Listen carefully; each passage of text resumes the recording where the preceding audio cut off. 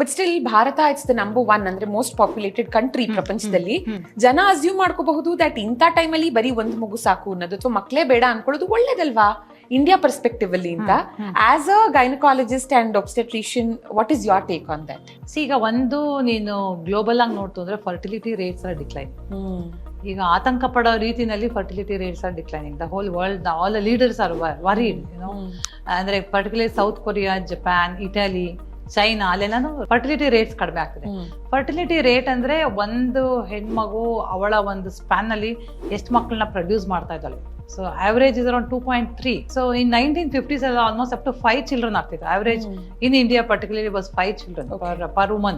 Average ಅಂದ್ರೆ ಕೆಲವರಿಗೆ 8 ಮಕ್ಕಳು, ಕೆಲವರಿಗೆ 2 ಸೇರಿದ್ರೆ average ತರ. ಈಗ 2.1 ಬಂದು ನಿಂತಿದೆ ಇಂಡಿಯಾದಲ್ಲಿ. ಅರ್ಥ ಆಯ್ತಾ? ಅಂದ್ರೆ average ಒಂದು ಹೆಂಗಸು ಇಂಡಿಯಾನಲ್ಲಿ 2 ಮಕ್ಕಳಿಗೆ 2.1 ಆ ತರ ಇದೆ. 2 ಗಿನ್ನ ಕಡಿಮೆ ಆಯ್ತು ಅಂದ್ರೆ ರಿಪ್ಲೇಸ್ ಮಾಡಕ್ಕಾಗಲ್ಲ ಅಂತ. ಸೊ ಈಗ ಅಟ್ ದ ಔಟ್ಸೆಟ್ ಏನ್ ಅನ್ಸುತ್ತೆ, all over the world the population is reducing ಅಂತ ಅನ್ಸುತ್ತೆ.